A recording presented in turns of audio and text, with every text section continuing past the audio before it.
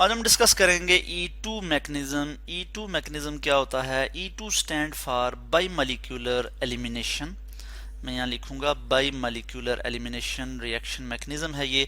Alkyl halide show करते हैं, जिस तरह से हमने SN2 रिएक्शन की बात की थी, बिल्कुल उसी तरह से E2 मैकेनिज्म भी जो है ये बाई मॉलिक्यूलर एलिमिनेशन रिएक्शन है। और इसमें क्या होता है कि ये सिंगल स्टेप रिएक्शन है।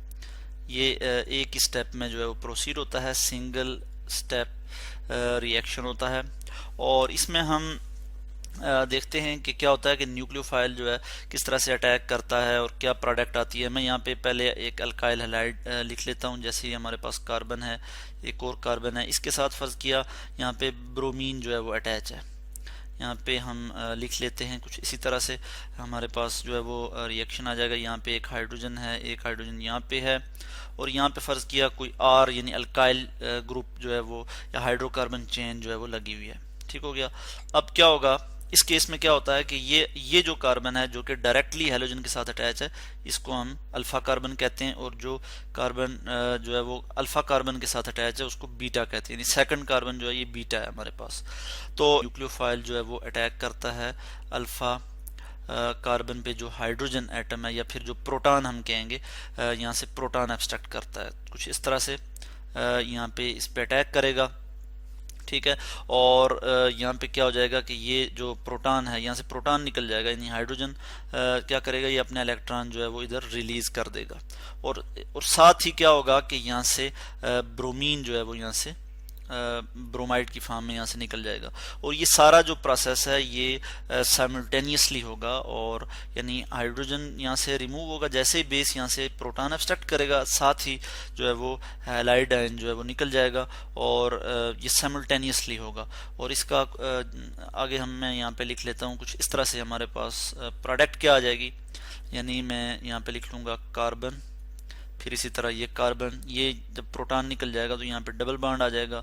इसी तरह यहाँ पे क्या है, R है ये वाला, और हाइड्रोजन उसी तरह आ जाएंगे। इसी तरह एक हाइड्रोजन ये आ जाएगा, एक हाइड्रोजन यहाँ पे उसी तरह से आ जाएगा।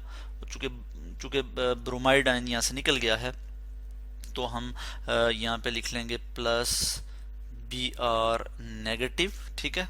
और फिर हम यहाँ पे लिखेंगे प्लस वाटर आ जाएगा H2O। चूंकि हाइड्रोक्साइड आयन जो है ये वाला, ये जब यहाँ से प्रोटॉन एब्स्ट्रैक्ट करेगा तो यहाँ पे क्या बन जाएगा, वाटर आ जाएगा हमारे पास। ठीक हो गया।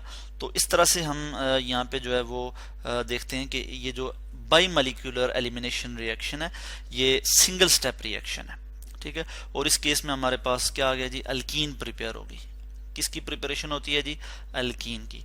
और रेट ऑफ रिएक्शन की अगर हम बात करें कि रेट ऑफ रिएक्शन किस पे डिपेंड करता है, तो दो चीजों पे, एक न्यूक्लियोफाइल पे, न्यूक्लियोफाइल मैं यहाँ लिख लूंगा न्यूक्लियोफाइल, और दूसरा जो है सबस्ट्रेट पे यानी अल्काइल हैलाइड पे।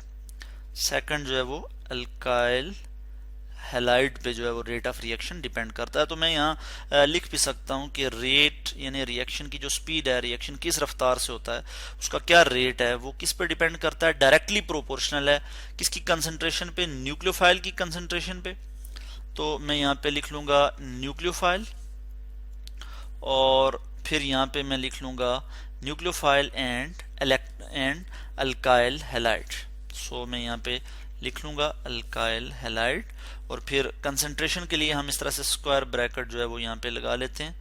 तो मैंने यहाँ पे ये स्क्वायर ब्रैकेट लगा ली। अब डायरेक्टली प्रोपोर्शनल का साइन अगर मैं यहाँ पे ख़त्म करूँ तो रेट इज इक्वल टू, मैं यहाँ पे कांस्टेंट लगा दूंगा इसकी जगह K, और फिर मैं यहाँ पे लिखूंगा न्यूक्लियोफाइल। न्यूक्लियोफाइल के लिए मैं फ़र्ज़ किया NU शॉर्ट में इस तरह से लिख लेता हूँ, और यहाँ पे इलेक्ट्रॉन शो कर लेता हूँ कि इस पे जो है वो नेगेटिव चार्ज है इस तरह से, और पेयर ऑफ इलेक्ट्रॉन भी है, तो इसको मैं इस तरह से शो कर लेता हूँ। और अल्काइल हैलाइड के लिए हमें पता है कि जनरल फार्मूला किस तरह से हम शो करते हैं, यानी RX, ठीक है। तो इस तरह से रेट बराबर है किसके, K जो है वो कांस्टेंट है, प्रोपोर्शनलिटी कांस्टेंट है। हमने जब ये साइन यहाँ से रिमूव किया तो हमारे पास ये आ गया, ठीक है। तो इसको हम कहते हैं कि ये बाई मॉलिक्यूलर रिएक्शन है, यानी रेट ऑफ रिएक्शन दो चीज़ों पे डिपेंड कर रहा है, एक न्यूक्लियोफाइल पे और एक जो है वो अल्काइल हैलाइड पे। सेकंड ऑर्डर रिएक्शन है, आप इससे पहले पढ़ भी चुके हैं। ऑर्डर ऑफ रिएक्शन की अगर हम बात करें तो सेकंड ऑर्डर रिएक्शन है, यानी न्यूक्लियोफाइल की कंसंट्रेशन और अल्काइल हैलाइड की कंसंट्रेशन,